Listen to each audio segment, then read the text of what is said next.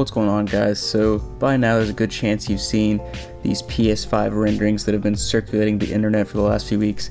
As you can see, I got these renderings on my screen right now, and basically it's this crazy looking design that I guess this company or website, Let's Go Digital, I guess, put together, supposedly based on some patent filings they saw from Sony.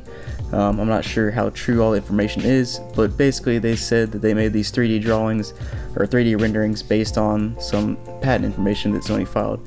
And basically in this video I'm going to be telling you why there's no way the PS5 is going to look like this. And it's kind of based on some common sense and just looking back at, Sony's previous consoles, the PS1, PS2, PS3, and PS4. So first of all, let's just kind of zoom in on this thing and take a look at it. So first of all, this design is kind of crazy, kind of cool. I don't know if I'm saying crazy in a good way or a bad way. It's just crazy. I mean, I'm assuming these things in the middle are vents, and they got all kinds of LED lights. Got a PS5 logo that's all lit up, and all these random buttons that are lit up. And then of course the Let's Go Digital, emblem, so that you know that they made it. And then this SSD drive little thing. If you scroll over, I got a couple other pictures. Obviously there's going to be some ports back here. They haven't really detailed that out, but you kind of get the idea of what's going on here. So reason number one why I think there's no way this thing is a PS5 is look how many USB ports there are. Actually, you can see it better on this picture right here. There's 1, 2, 3, 4, 5 USB ports. So why in the world would the PS5 have 5 USB ports? I mean, everything nowadays is wireless. I mean, if anything, you'd have 1 or 2 USB ports. Why would you need 5? I don't know. I mean, if you look back at the PS4, even the PS4 only had 2 USB ports. PS3, one of them had 4 USB ports, and then every other PS3 after that had 2. The PS2 even had 2 USB ports. PS1 I don't think had any USB ports. But basically, why would they put 5 USB ports on the PS5 in an age of wireless? The only reason you would ever need to plug anything in is for an external hard drive, or maybe to sync your controller, or something like you do on the PS4 now. But I think having 5 USB ports is absolutely ridiculous, and there's no way that's going to happen. And also, what is this little black thing right here? I don't know. That could just be a misconception on what's going on here. Maybe that's the IR sensor or something for a remote. I don't know. But that's just another thing that's kind of weird.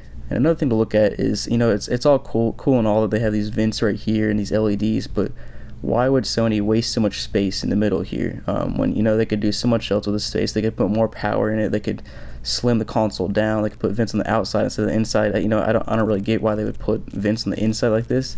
I don't think it's reasonable from a design and cost standpoint. So I think that's kind of weird, even though it does look kind of cool.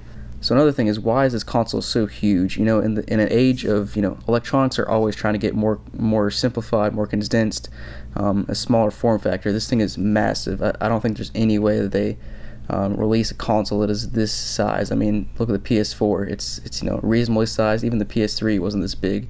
If the PS5 came out and it was this big, I think it'd be a huge blow to the brand. This thing is just huge. There's no way they would release something this large in this age of everything trying to get smaller. And so another thing that I think is really, really weird is, why is there a fast forward button and a rewind button, like in a play and a pause? This is not a DVD player. This is not a HD DVD player, 4K player.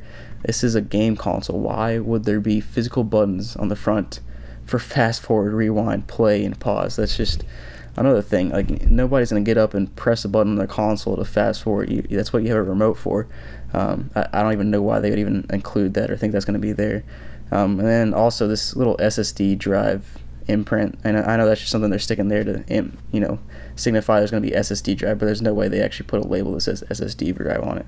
And also, why are these little black little plastic feet looking thing on the top? These look like the things that go on the bottom to give it some airflow on the bottom, and the little plastic feet that go on the bottom of consoles and DVD players and that sort of thing. I don't know why these things would be on the top. And also, the top is really plain looking. Usually Sony puts emblems on the top. If you go through any of their previous consoles, you got your PS1, you got your emblems on the top, your Sony logo. PS2, same thing. It says PS2, PlayStation 2.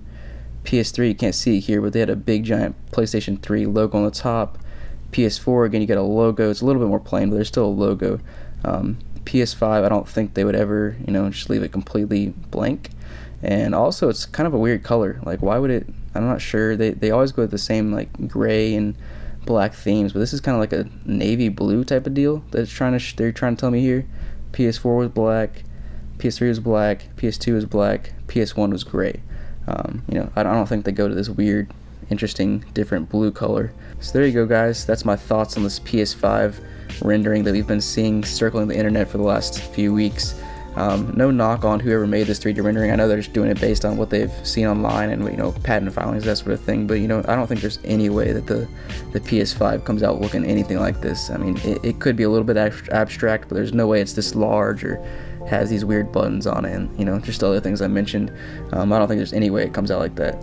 Now, one thing I did read online that could be reasonable is that this thing might be a development kit. So, you know, maybe they made a development kit that's really bulky and has all these weird fan placements and USB ports for accessories, that sort of thing. I don't know. That could be legit. You know, I don't know. So thanks for watching, guys. Let me know down in the comments if you think this thing is legit or not. Definitely let me know your thoughts and, you know, what you think of these different aspects of the design, and, you know, what do you think the PS5 will look like. So again, thanks for watching, guys, and make sure to leave a thumbs up and subscribe if you haven't already.